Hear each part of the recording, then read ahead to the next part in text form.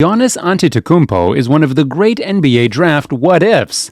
When he was taken, selected 15th overall by the Milwaukee Bucks in the 2013 draft, he was considered a bit of a mystery, a long, versatile, under-scouted forward. Years later, Antetokounmpo is hands down the best player from the class and one of the best players in the entire league. If teams could redo the 2013 NBA draft today, chances are Antetokounmpo would be the #1 pick. At the time, however, teams didn't recognize the extent of his potential. He fell all the way to 15th. Today's video will be about what NBA analysts said about Giannis before and after the draft.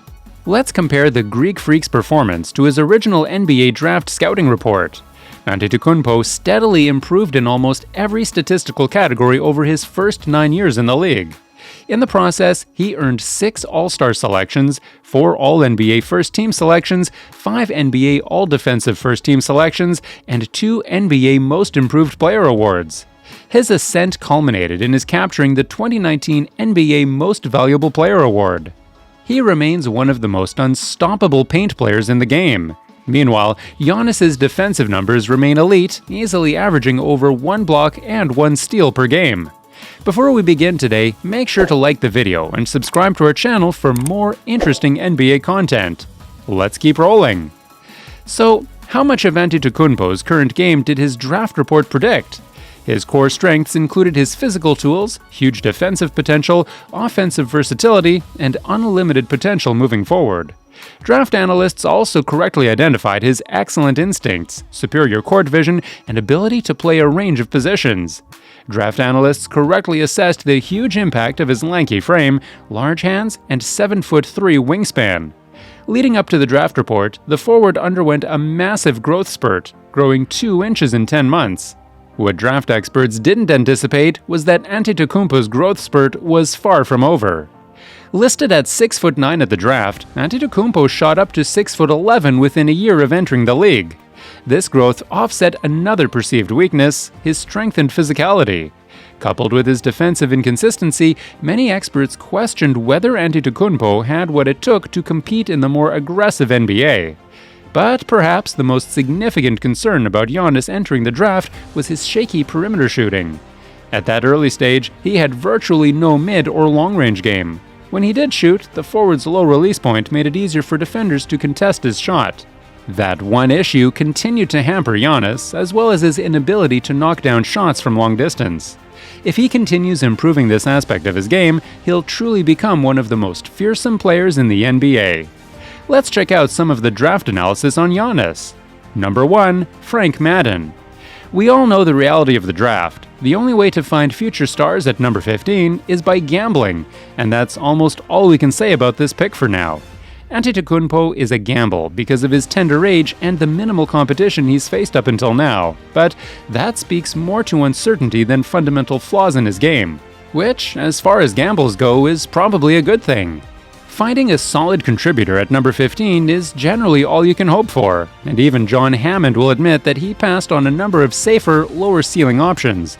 Sergei Karasev, Shane Larkin, et al. To select the youngest player in the draft. The reality is that it will be years before we know how to judge this pick.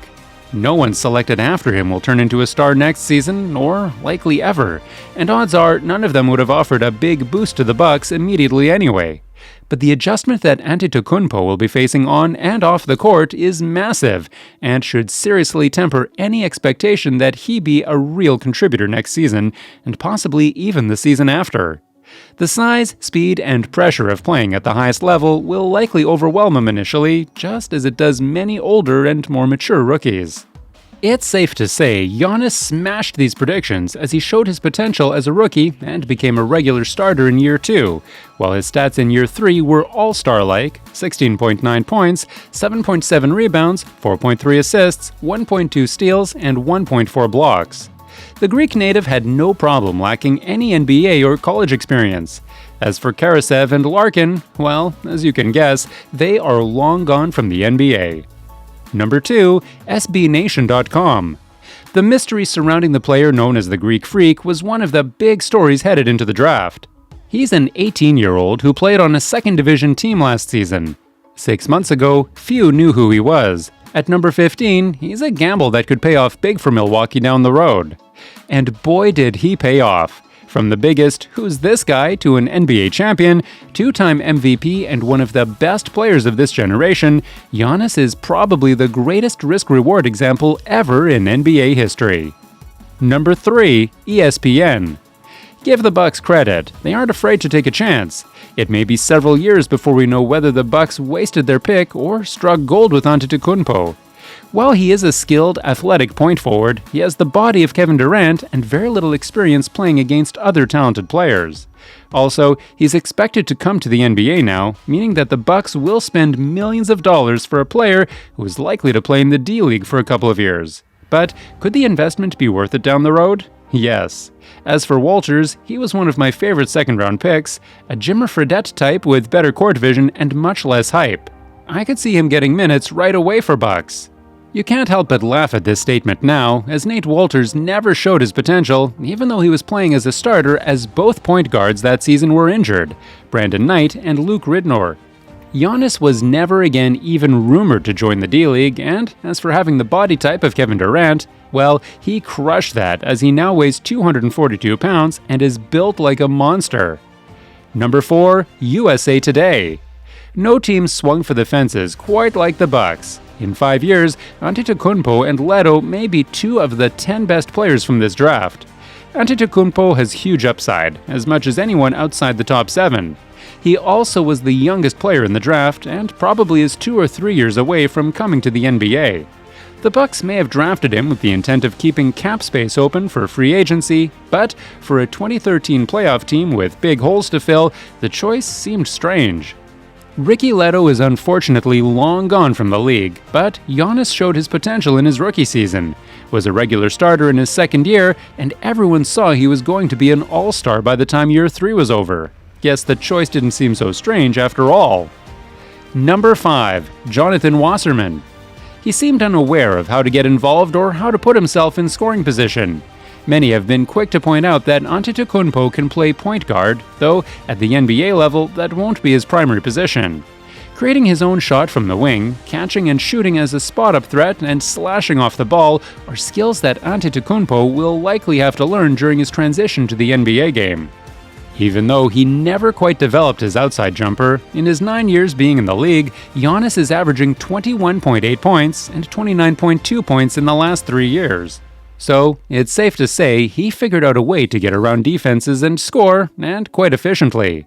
And most of the time he did play point guard, not positionally, but he is the primary ball handler in Milwaukee, averaging 5.5 assists in his 6 prior seasons.